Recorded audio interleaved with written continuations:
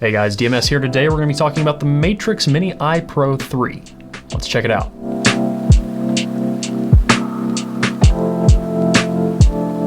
Now do me a favor, if you want to see more videos like this, click that subscribe button down below. If you want to support the channel and ask me questions directly, you can on the Telegram chat, or you can get active in the community on Hi-Fi Guides. So this thing is $899. It's not cheap. It is a DAC amp combo. It's primarily marketed as a Roon Streamer DAC headphone amp with a lot of features. I've been using it for a few weeks, and let's talk about it. And just so you know, everything you see in this video will be linked down in the description. Real quick though, someone was upset in the comments last video because I have this power cable here.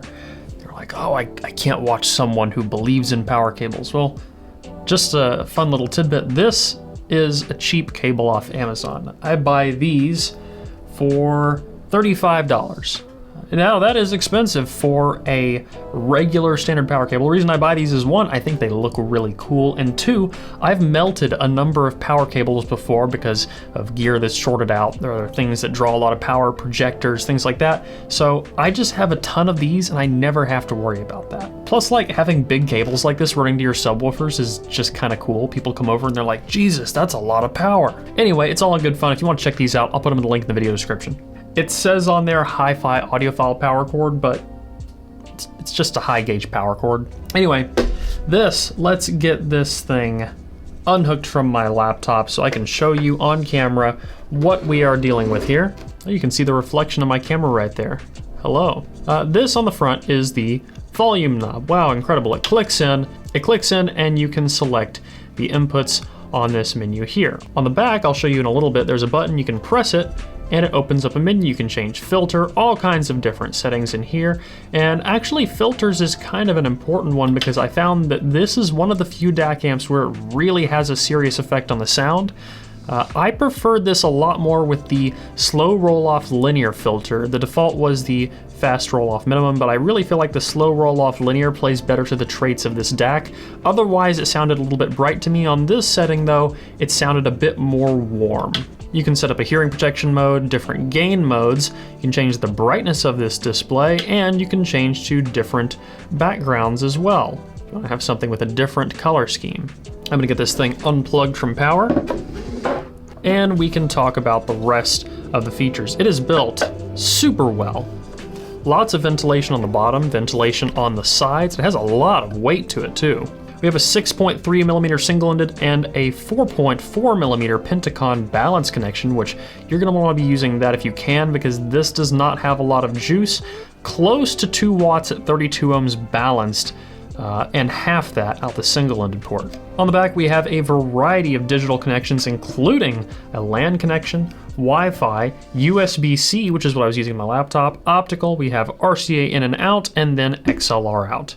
And just a standard IEC right here. You can set this to run straight line out, or you can set it to work as a preamp. And here is that settings button right there on the back. Not in the most convenient spot with all this around it, but if you want to get to the settings, you gotta reach around and press this.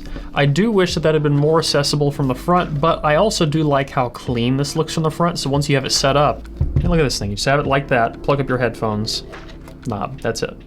Very clean. Now, I don't really use Roon, so I do not have a lot of experience comparing different Roon streamers. I do, however, use Audirvana, Qobuz, and Tidal, and then local files, so I did try it with all of those, and I tried streaming over Wi-Fi. It does sound good. This is a good sounding DAC amp. You're not gonna be powering crazy high-end planars and things like that off of it, but things like this, the HD800S, I actually found were to be a damn near perfect combo. I have a 4.4 millimeter connector with my HD800S, so I just plug that in right there. Over the balance connection, this produces just the right amount of power to drive the HD800. Siri, I'm not talking to you. It gets plenty of volume. You're not going to be blowing out your eardrums with this thing, but you can certainly get it to levels that are much higher than I personally would listen to. And with the slow roll linear filter, I really feel like it tames the HD800 quite a bit. This headphone can lean in the brighter direction, but it's very articulated, and articulated is a way that I would describe this DAC amp combo, which I sure hope that it would be at its $800 plus price range. This thing sits at $855 US. which, all things considered, if you're considering something in this price range, you're also considering things like the Topping A90, the Singxer SA1. So I will talk a little bit about how those things compare to this. If you're using the H800S, this is a no-brainer. I think this is a great combination at its price. And while the other amps definitely produce more power than this one, I think that this is probably the best bet for this headphone-specific sound signature. So if you're an 800S user, then this is probably the go-to. Otherwise, for a similar amount of money, you could get a Topping A90 and an SMSL SU9, which I actually recommend over the D90, now that I've had a chance to really try the A90 with a few different DACs. And you're starting to get into a similar budget range. The A90 has a lot more power. So if you're driving really big planars, the A90 is going to do it. If you have anything that really requires juice, the A90 is going to take you farther than this thing will. The same is the case for the Singxer SA1. Oh, I feel like the Singxer is a bit more colored, whereas this is a bit more articulated. The Singxer is a bit more smooth. So kind of back and forth on those, and this definitely has the feature set. If you want something all-in-one, this also makes sense, but I will say also that this is definitely better built than the A90. The volume knob is better, the chassis is better, the connections are better, everything is better built on this Matrix. It even uses actual Neutrik connectors, whereas the A90 does not. So longevity-wise, I have a little bit more faith in the Matrix. Even though I am an A90 user myself, I am going to be checking out some higher end things from Matrix in the near future too, so make sure you stick around and subscribe, you don't want to miss that. So where does this sit? Who is this for? Well, this is not for the audiophile who wants to have a big complicated setup. You know, someone who wants to plug in a lot of cables to multiple layers, DACs, amps, and all kinds of things like that. It's simple, it's clean, it does work well with my record player through the RCA-N, but with records, I usually like something like tubes instead. This is for someone who wants to either stream Roon and have something that can work as a DAC for both their sound system and an amp for their headphones. I think it would be an ideal solution for something like that.